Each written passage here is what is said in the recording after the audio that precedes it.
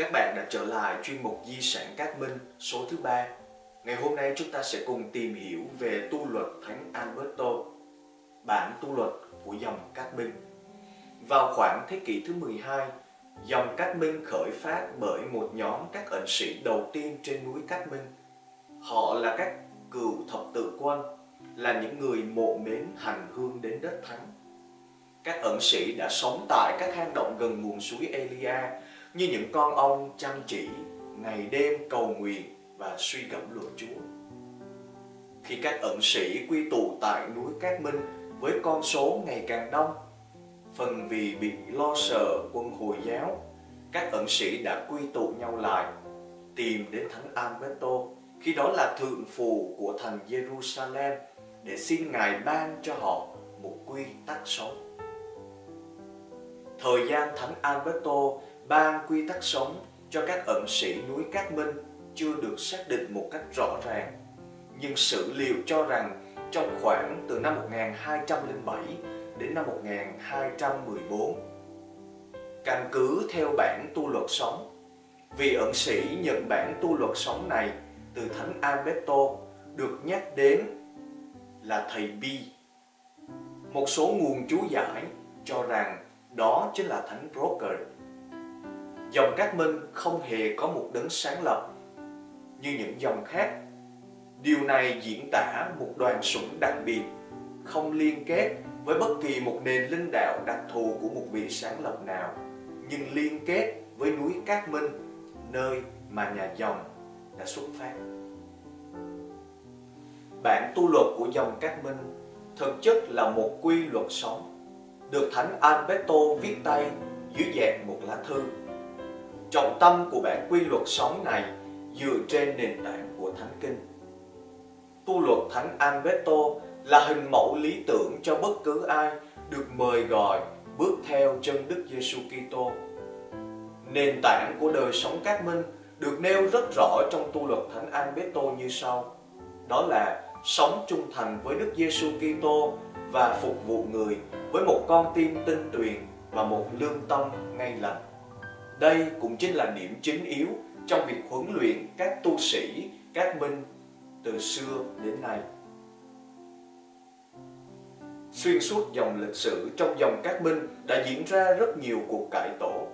Tuy nhiên, mục đích của tất cả các cuộc cải tổ này đều nhằm mục đích chú giải, cập nhật, trả về lại giá trị nguyên thủy của bản tu luật theo nền văn hóa và đời sống kỷ luật tu trì theo từng thời đại.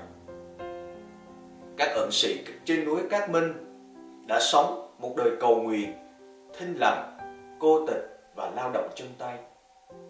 Tuy nhiên, sau khi di cư về Âu Châu, bản quy luật sống đã được Đức Giáo hoàng Innocente đệ tứ cập nhật và sửa đổi vào năm 1247 để phù hợp với điều kiện sống tại Tây Phương. Từ đó, dòng Cát Minh trở thành một dòng khất thực, chẳng hạn các tu sĩ sống thinh lặng, lao động chân tay, chiêm niệm luật Chúa, đọc kinh cầu nguyện, giữ chay và kiêng thịt. Tuy rằng luật dòng được sửa đổi để thích nghi với điều kiện sống của Tây Phương, nhưng lối sống ẩn tu tại đất thánh vẫn được giữ nguyên trong căn tính Cát Minh. Tu luật Cát Minh mang đậm tính linh động. Với bối cảnh sống trên núi Cát Minh, Thánh Alberto đã chủ động tạo ra những không gian mở trong tu luật, nơi Thiên Chúa sẽ đến với từng cá vị và cư ngụ trong họ. Các quy định trong tu luật được nêu một cách rõ ràng, nhưng trong một vài trường hợp ngoại lệ đã được thêm vào để thay thế khi cần thiết. Chẳng hạn, tu luật mời gọi các tu sĩ Cát Minh hãy sống nơi thanh vắng. Nhưng Ngài mở ra hay nơi mà người ta cho anh em, để anh em sống phù hợp cho việc giữ luật dòng. Hay là ở chương 10 trong tu luật của Thánh Alberto có nói như sau: mỗi người trong anh em hãy ở trong tu phòng của mình và suy gẫm luật Chúa ngày và đêm, trừ khi bận việc gì khác với lý do chính đáng. Trên thực tế, Thánh Alberto quan tâm đến việc đưa ra một chuỗi các thực hành và luyện tập để nội tâm hóa người tu sĩ. Đó chính là việc vâng lời, ở lại trong tu phòng, cầu nguyện suy gẫm luật Chúa, kinh nghiệm, cô tịch, cầu nguyện, tỉnh thức, cầu nguyện bằng thánh vịnh, chia sẻ của cải, tham dự thánh lễ, giữ chay và kiêng thịt, làm việc thinh lặng. Tất cả những luyện tập trên đều định hướng đến việc sự thanh sạch của con tim, tức là vacare Deo, làm cho con tim mình trở nên trống rỗng, để chỉ một mình Thiên Chúa ngự vào mà thôi. Tóm lại, các điểm chính yếu của luật dòng được tóm lại theo 10 điểm như sau. Thứ nhất, đó là phát triển chiều kích chiêm niệm trong việc đối thoại với Thiên Chúa. Điểm thứ hai là sống tình anh em đầy lòng yêu mến. Điểm thứ ba là suy gẫm luật Chúa ngày đêm.